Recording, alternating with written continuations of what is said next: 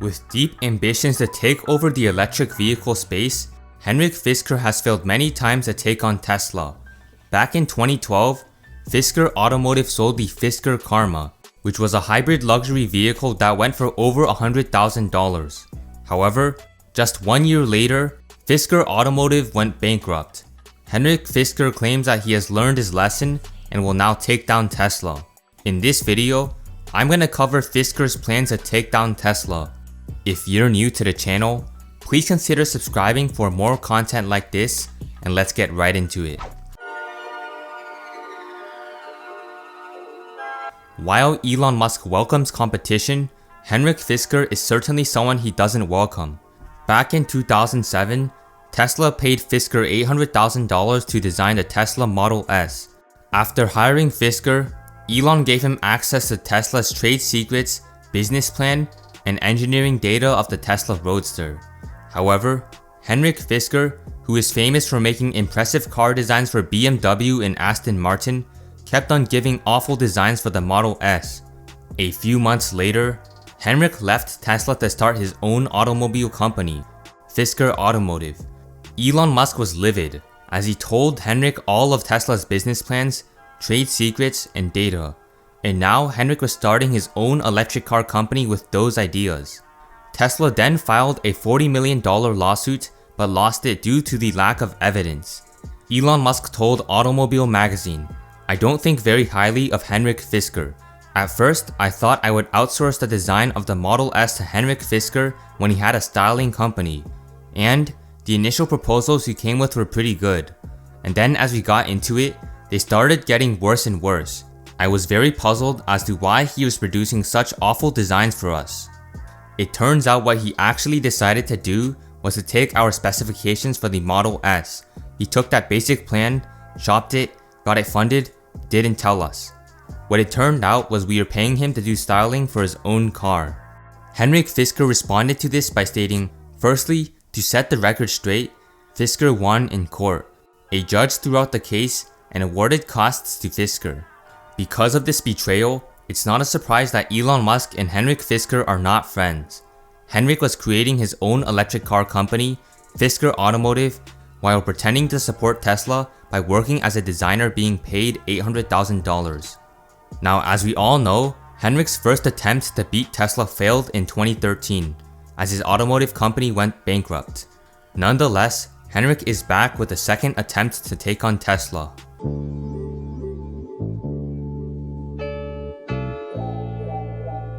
Back in 2012, Fisker created a luxury plug-in hybrid vehicle, as the automaker's batteries weren't powerful enough to give the vehicle a substantial amount of range. However, this time, Fisker is taking a different approach, as he believes the key to undercutting Tesla is to release an affordable electric SUV. Fisker's new vehicle, the Ocean, has an 80 kWh battery pack that gives the vehicle a range of 250 to 300 miles.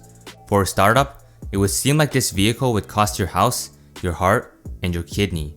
However, Fisker claims that this vehicle costs just $37,500 before tax credits. This is possible because of Fisker's so-called revolutionary business model that nobody, including Tesla, has done before. So I think we're doing something completely different than everybody else, and I think that's why we attracted a lot of very prominent investors like BlackRock, etc., because they really saw us coming up with a completely different business model. We are rethinking how the automotive industry should really work in the future. I think there's so much inefficiencies. I think the automotive industry is concentrating on the wrong things. We only talk Henrik, about... let me stop you. Give me two inefficiencies. Give me two things you're going to do different than every other automaker, including Tesla. Yeah, we have about 20 million vehicle overcapacity today in the automotive world. It's totally inefficient. There's no reason specifically for a startup to actually build a new manufacturing plant. We're going to outsource manufacturing. Secondly, the pillar of traditional hardware being the number one, we spend too much money, too much time. We have come up with a business model where we can bring vehicles to market in 29 months by sharing hardware with other OEMs, and we are well in plans to do that and finalizing them. Those are two important inefficiencies where today and in the future we'll have to spend a lot more money on software, a lot more money on the consumer itself, the digital experience. And that's where we are putting over our money. Of course, emotional design is important. ESG is very important for us. We have, for instance, a board with 3 women, very diverse board. So I think there's a lot of other areas where we want to concentrate on than traditional automakers do today. And I think we're going to see a revolution in the automotive industry. Now, while Henrik believes his business model is incredibly special, it really isn't. Outsourcing manufacturing has been planned out by plenty of automakers in the past, like Nikola Motors. When it comes to Fisker's software plan, it's again not a new business model. Tesla has always put a gigantic amount of emphasis on software, and it's nothing new. Fisker also took a shot at Tesla on Fox News by stating that he was going to create a business that quote-unquote actually makes profit. It's pretty good, specifically for the price. Again, we're starting with a luxury SUV, and then we'll go into sports cars later. But, the main part here is to create a business that actually makes profit.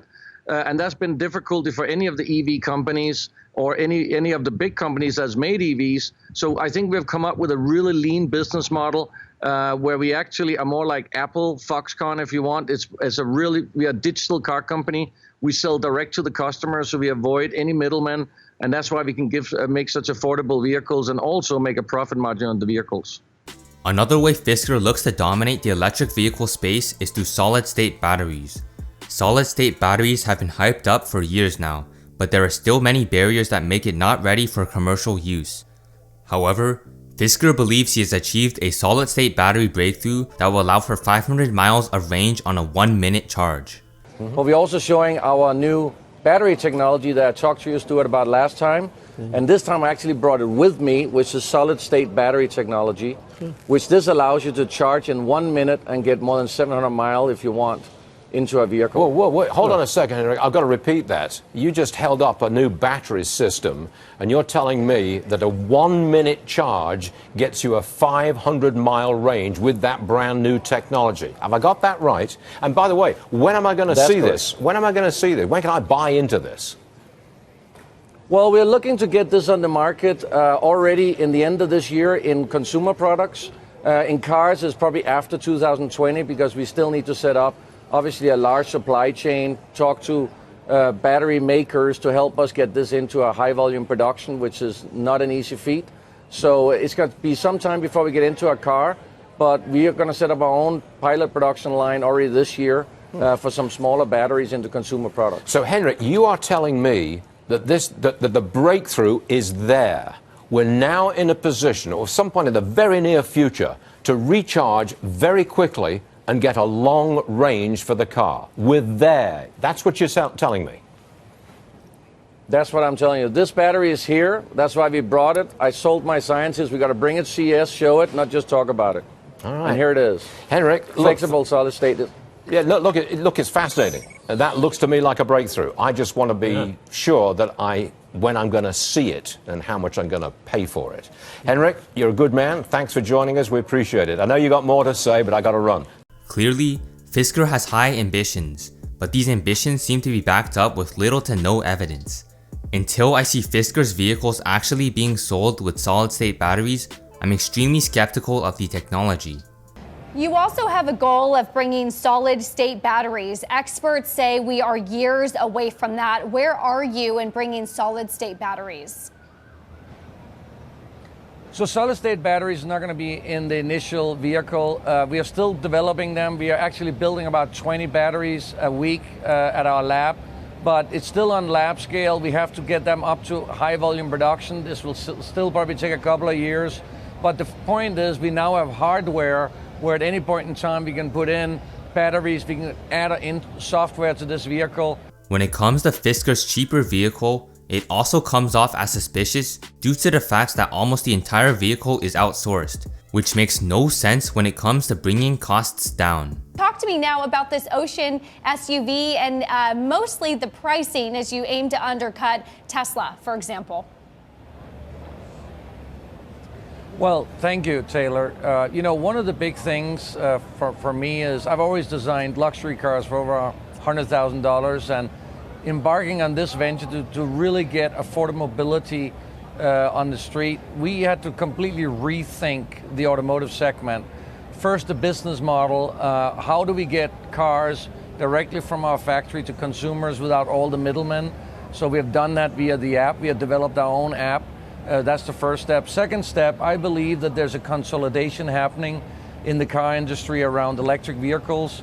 Everybody needs partners because nobody at this moment produces millions of electric vehicles. Let me know what you think about Fisker Automotive in the comment section below. If you enjoyed this video, please hit the like button and subscribe, and I'll see you in the next one.